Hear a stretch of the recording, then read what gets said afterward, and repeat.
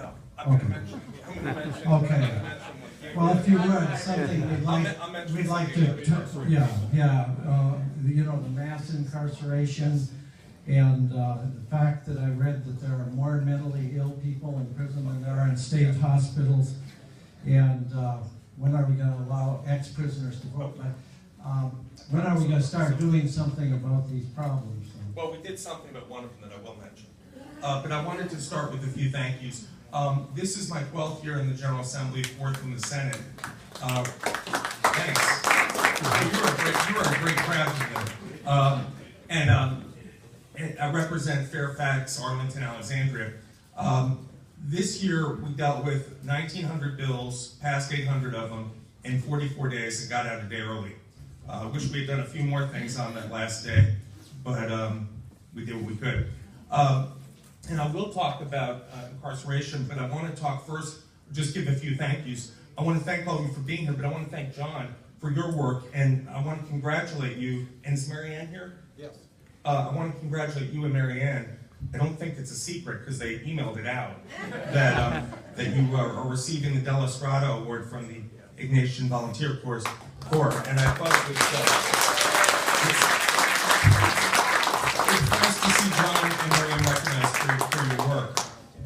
And I've got a handout on the table with all my legislation co-sponsored, much more than I'm going to go through here. But in terms of incarcerated people, I'll just mention that along with Delegate Patrick Hope, we have visited, I think, 4 times Virginia prisons. And one of the concerns that we had, or the greatest concern that popped up at us, was the number of people who are in solitary confinement, or what the state prefers to call segregation, like that's a good name.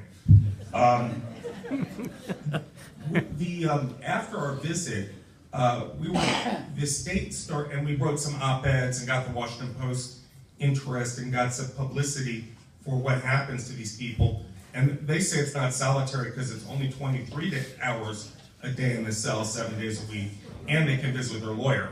So apparently it's not, wasn't that bad.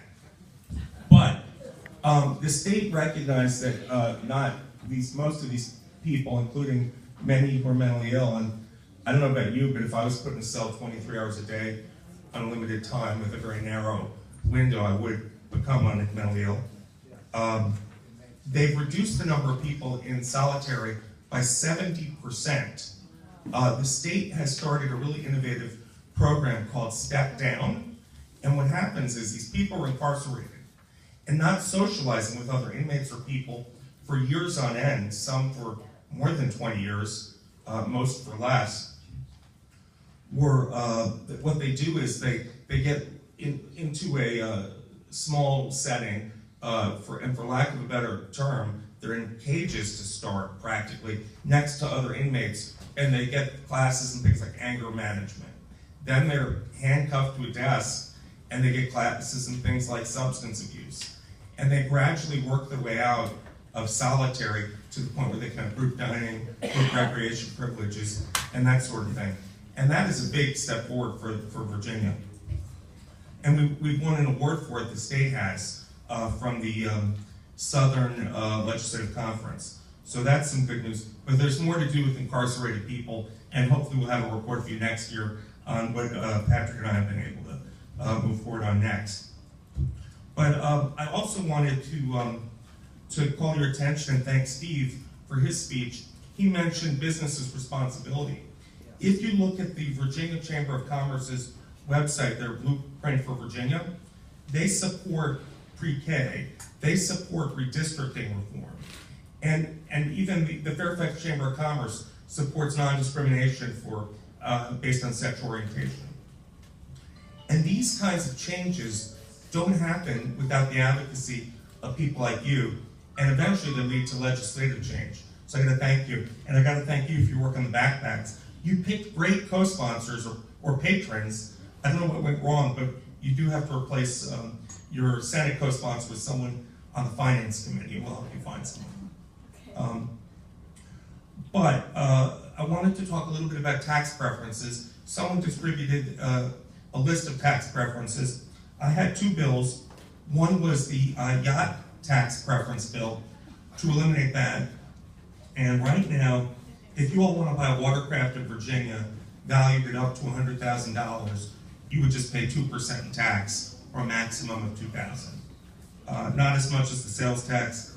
But if you want to buy a boat or a yacht, really, between $100,000 and $5 million, you would just still pay that same 2%, $2,000.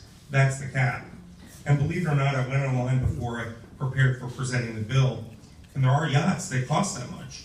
I mean, you're not out on the river today, so you may not have one, but we tax it below the car titling tax. And I Googled around and I found out there are magazines devoted on how to avoid paying taxes on yachts. But even Maryland has a higher tax than us. So we've got work to do. I carried the bill for the online travel company loophole bill, as Delegate Watts did in the House.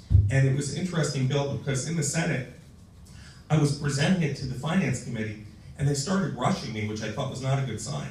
And the majority leader said, yeah, I know about this bill, Senator Whipple's brought it, you're going to say X and Y, it's a good idea because of these things. Let's all vote for it. And then they voted it out pretty easily. So then it comes to the floor, and on the floor, Senator Barker can tell you, Senator Peterson, I presented the bill, I thought this will be easy, I just need the finance votes and my caucus, and all of a sudden the same senator, the majority leader, stood up and said, well, you know, vote your conscience or something. And the chair of the Finance Committee who voted for it said, well, you know, we don't really need the money, so just do what you think is right. And all of a sudden, you know, all the votes switched. So no interest in raising taxes or what's seen as raising taxes in an election year where hotels that already pay the tax, that Travelocity and Expedia and whoever you pay would pay the tax on what they paid for the room, since the hotel doesn't pay in that circumstance. So that was disappointing. But Senator Peterson, Senator Barker, and I serve on the General Laws Committee. And one of the successes, I counted as a success, is that we killed a bill that could have put religious minorities at a disadvantage in terms of local governing bodies giving prayers. Really wasn't well constructed. We didn't need a bill on how to give a prayer, and we were able to shoot that down with the help of a Republican retiring senator. And if you've got a Republican retiring senator, we'll leave a proxy knowing what you're going to do and not have to face the voters. Sometimes they get brave. Alfonso talked about a gun bill that he and I had together. I also put an omnibus gun bill that you couldn't have firearms under the influence of alcohol or drugs. You'd have a universal background check. You'd have an in-person rather than an online course to receive a concealed carry permit. That failed. And my mistake in the Senate, Alfonso, was I presented that first, and they got impatient with me because there were 19 components to that bill. So by the time I had what I thought was my common sense bill, they were not in the mood. But we did have some other success. In terms of the budget process, I've been working to find more funding to hire forensic scientists to process physical evidence recovery kits. These are the, in the event of sexual assault, the physical evidence that's taken. There are about, we think, 2,000 to 3,000 on the shelves in police agencies in Virginia that haven't been processed. And this would see that they get processed further. I mean, Senator Favola talked about the campus sexual assault. Part of it, I think, is that we've got to find the serial sexual predators. So that I hope that'll help. The last two other things I'll mention. One is on marijuana. I put in the bill to decriminalize marijuana, and I think you're going to hear, is Brent speaking for Senator Marsden? I don't know if he's still here. Okay, Brent will talk to you more about Senator Marsden's effort, but although we couldn't decriminalize marijuana to the point especially where you wouldn't lose your driver's license for 6 months on a small first-time offense, small amount of possession, Senator Marsden had great success on a medical component that Brent will tell you about. And lastly, I'll mention a bill that's called the Dominion Bill. This was electrical deregulation in a sense, making Dominion an unregulated monopoly for 5 years. There's good and bad in it. I think more bad for the consumer. There's a case to be made that on the other end. But basically they used the President's Clean Power Plan as an excuse for eliminating the oversight of Dominion and reviews of their rates for 5 years of their base rate. The base rate is what you pay 60% of your electric bill each month for the cost of maintaining, closing, and operating power plants. That's separate from your fuel charge. And they argued that, well, we're going to have to close power plants and do all this, so we don't want to pass the cost on to the consumer. Let's eat it for 5 years, and then the rates will be stable. Everyone will love that. And I didn't quite buy it because the rates, the reviews since 2007 have resulted in Dominion returning $800 million in excess earnings to consumers. So by freezing these base rates for 5 years, it prevents the consumers from having a refund. And there was a projection of up to $280 million that would be returned. On the positive side, if the base rates cost did go up, your bill wouldn't go up. But if I were Dominion, I would just try and defer my cost till later.